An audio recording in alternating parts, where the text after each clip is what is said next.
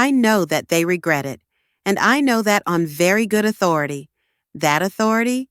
Sergio Pérez, unruffled, unflappable, and quietly sparking a fire under the very team that released him. Just months after Red Bull dumped him at the end of 2024, Perez is now feeling the consequences. And by his own account, it's not pretty.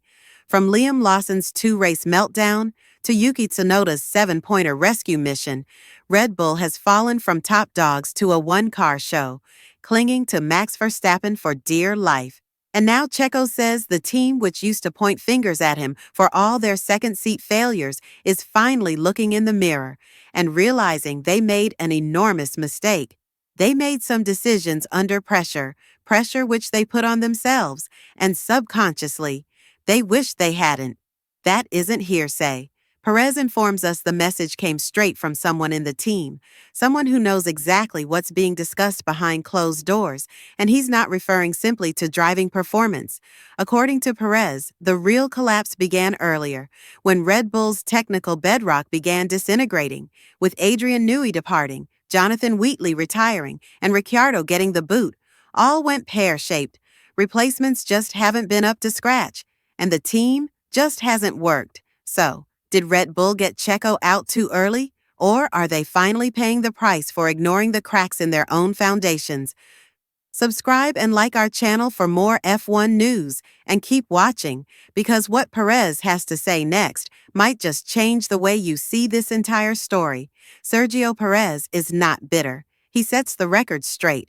But no, he's not pretending that everything at Red Bull is fine, because since he left, it has only gotten worse. After getting rid of Perez, Red Bull went all in on Liam Lawson, a huge gamble to infuse youth and energy into that cursed second seat. But it imploded directly. 2 races, no points. And before anyone could even blink, Lawson was out and Yuki Tsunoda was in. The result: another driver with just 7 points from 8 races.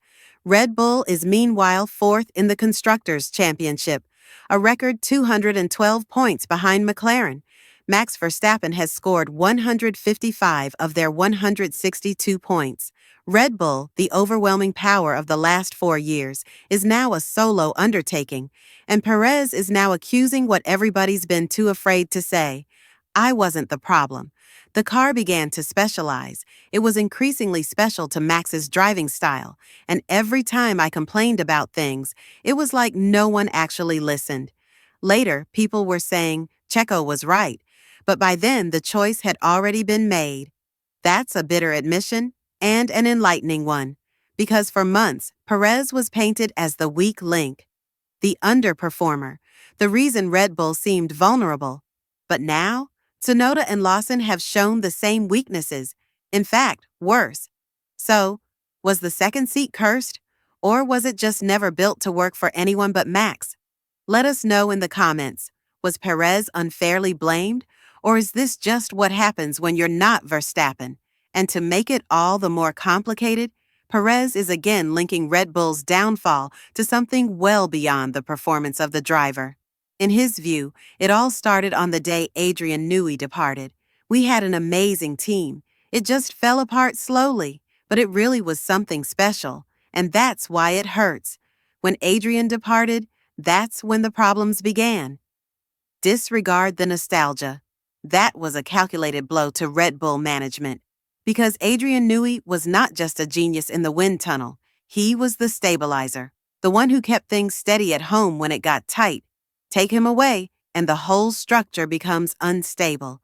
Then Jonathan Wheatley quit, the team's sporting director and one of the precious few voices that kept Christian Horner's within check internally. Out of nowhere, Verstappen is in the lead with nobody to look up to, and a leadership group attempting to plug the gaps. Even Horner's actions are being called into question now. Sacking Ricciardo, reorganizing the driver academy, even overruling Helmut Marko on promotion of juniors. It's political minefield territory now. And Perez, he's watched it all, from afar.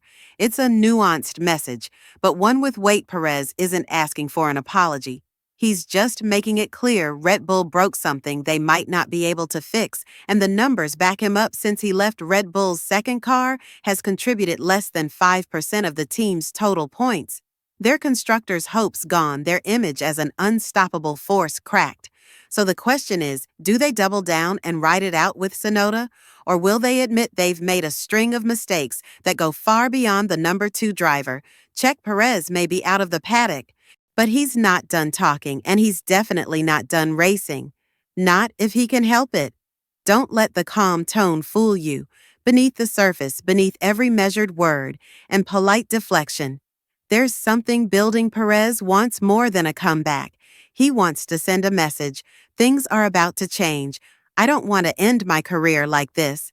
He said, I've been very fortunate with the career I've had, but I know I still have more to give.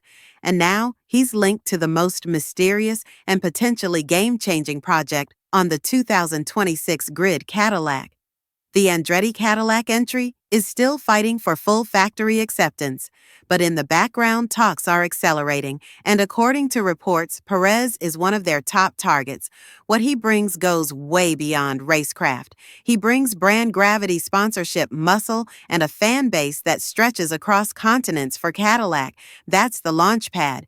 You won't hear it in the press, but behind the scenes, Checo's already deep in discussion. It's going. Well, he confirmed it's still early, but as things progress, I'll be able to make a final decision. I'm in no rush. The tone is quiet, but the message is clear because comebacks hit harder when no one sees them coming. And let's not ignore the subtext.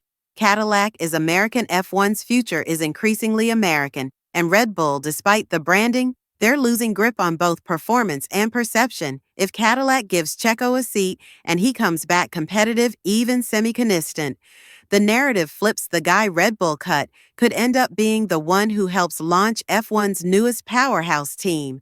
Actually, would you back Checo at Cadillac in 2026? Or do you think he's better off retiring with dignity? Let us know in the comments. We are curious to know your opinions. But here's the twist. No one's talking about Checo's eyes might be on the future, but his words keep circling back to Red Bull and what they lost. They made the decision under pressure they helped create, and now they regret it. I know that from a very reliable source. That's the quote. That's the needle in the eye, because even if Red Bull never admits it publicly, even if Christian Her stands at every podium with a smile and a soundbite, Checo's letting everyone know the truth. Leaks. The whispers inside Milton Keynes have reached him, and they're not proud whispers. This move feels personal, intentional, like the next piece in a larger plan. He knows what it means to be scapegoated, to be written off, to be blamed for not adapting to a car that was never built for him. And now that the same car has left everyone else struggling, he's not saying, I told you so. He's saying, I knew you would. And maybe most revealing of all, Checo still praises Max for stapping openly. Max deserves everything. He's incredible. People don't understand how good he really is. That kind of quote. That's intentional, that's surgical. It separates the driver from the team. It lets Checo support the man while keeping pressure on the machine that tried to push him out quietly. So where does this leave us? Red Bull unraveling a solo act, leaning harder than ever on Verstappen. A bench of drivers that's gone from bold to desperate in just 8 races, and a leadership core losing pieces faster than they can replace them. Sergio Pérez, calm, calculated, and connected, a free agent in name only, already in motion for 2026. Already controlling the narrative, the fans watching a rare Formula One drama where the guy who was cut might actually win the breakup. So what do you think? Did Red Bull make a fatal mistake letting Checo go? And if Cadillac lands him, is that enough to change the 2026 grid? Drop your thoughts in the comments. There's more happening off the track than most fans realize.